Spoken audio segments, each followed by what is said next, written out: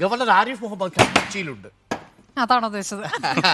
അതിനോടൊപ്പം ബന്ധപ്പെടുത്തി പറയാവുന്ന ഒരു കാര്യമാണല്ലോ. ഗവർണർ ആരിഫ് മുഹമ്മദ് ഖാൻ കൊച്ചിയിലുണ്ട്. അതൊരു വലിയ വാർത്തയായി തീരുന്നു എന്നുള്ളതാണ്. കാരണം കാണിച്ചു. അപ്പോൾ കോസ്റ്റ് ഗാർഡിന്റെ പരിപാടിയിൽ പങ്കെടുക്കാനാണ് ഗവർണർ എത്തുന്നത്.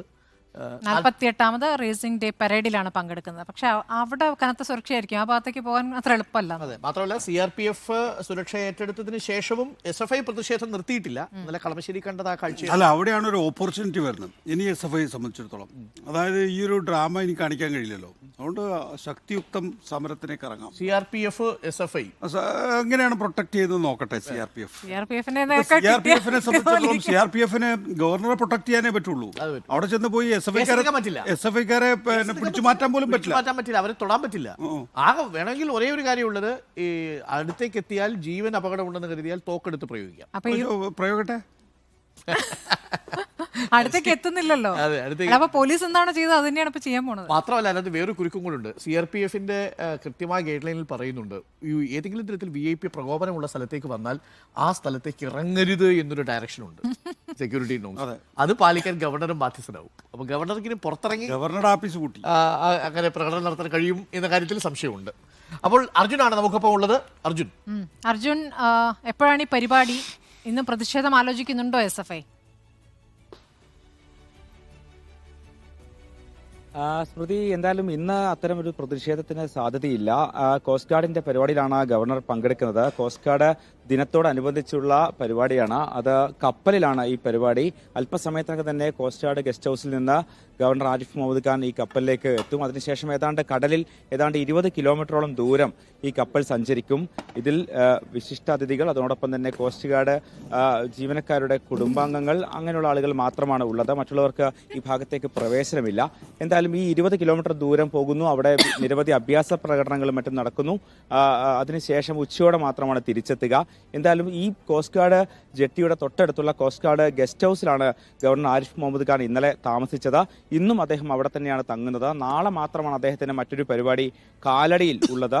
എന്തായാലും ഇന്ന് പ്രതിഷേധ സാധ്യതയില്ല. പക്ഷേ ഇന്നലെ ഈ CRPFന്റെ സുരക്ഷയിൽ വന്നിട്ട് പോലും കളമശ്ശേരിയിൽ വെച്ച് വലിയ തോതിലുള്ള പ്രതിഷേധം ഉണ്ടായിരുന്നു. ഏതാണ്ട് 65ഓളം CRPF ഉദ്യോഗസ്ഥരാണ് അദ്ദേഹത്തിന്റെ സുരക്ഷയ്ക്കായി ബംഗളൂരുവിൽ നിന്ന് എത്തിയിരിക്കുന്നത്. ഇന്നലെ നെടുമ്പാശ്ശേരി വിമാനത്താവളത്തിൽ നിന്ന് CRPF സുരക്ഷയിലാണ് അദ്ദേഹം കോസ്റ്റ് ഗാർഡിന്റെ ഗസ്റ്റ് ഹൗസിലേക്ക് എത്തിയത്. അദ്ദേഹം സഞ്ചരിക്കുന്ന വാഹനത്തിലും തൊട്ട് മുന്നിലുള്ള വാഹനത്തിലും പിറകിലുമൊക്കെ തന്നെ CRPF ജീവനക്കാരും പോലീസുകാരും ഈ വഴി യാത്ര റൂട്ട് ഒരുക്കുന്നതും ഈ CRPF ജീവനക്കാരാണ്. എന്തായാലും ഇന്നൊരു പ്രതിഷേധ സാധ്യത ഇല്ല എന്ന് തന്നെ പറയാം. സ്മൃതി. ഓക്കെ, അർജുൻ മട്ടന്നൂർ, ഞാനൊരു ഊഹം പറയുകയാണ്. ചില സോഴ്സിന്റെ അടിസ്ഥാനത്തിലാണ് കേട്ടോ. ഗവർണർ ആരിഫ് മുഹമ്മദ് ഖാൻ ഉടൻ രാജിവെച്ചേക്കും. ഉത്തർപ്രദേശിൽ അദ്ദേഹം സ്ഥാനാർത്ഥിയാവാൻ. ഇത് ഞാൻ ഒരു മാസം മുമ്പ് പറഞ്ഞ സാധനമാണ്. അത് സോഴ്സ് ഇല്ലാതല്ലേ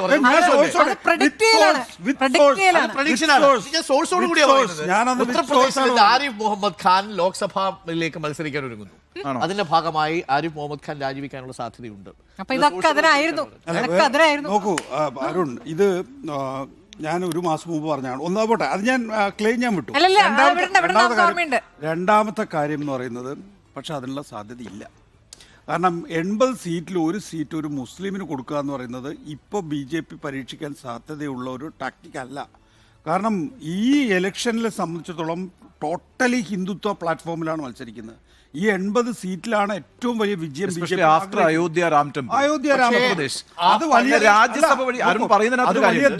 രാജ്യസഭാ മെമ്പറാക്കിക്കൊണ്ട് അടുത്ത പ്രാവശ്യം കേന്ദ്രത്തിലൊരു മന്ത്രിയാകാം എന്ന് പ്രതീക്ഷിക്കുന്നു. അവിടെയും ഈ മന്ത്രിസഭയിലേക്ക് എടുക്കുമോ എന്നുള്ളൊരു പ്രശ്നം. ആരിഫ് മുഹമ്മദ് ഖാൻ ഈ ഒച്ചപ്പാട് ഉണ്ടാക്കുന്നത് മുഴുവൻ ഈ 80 ഒരു സ്ഥലത്ത് മത്സരിക്കാൻ വേണ്ടിയിട്ടാണ്.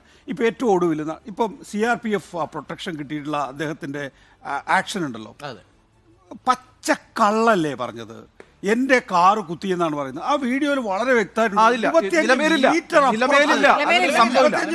അപ്പൊ ആ നിലയില് പിന്നെ എന്താ പറയാ, പച്ചക്കള്ളം പറഞ്ഞൊരു ഇഷ്യൂ ഉണ്ടാക്കുന്നത് പോലും ഈ പറയുന്ന ലോക്സഭാ ഇലക്ഷനിൽ ശ്രദ്ധ കിട്ടാൻ വേണ്ടിയിട്ടാണ്.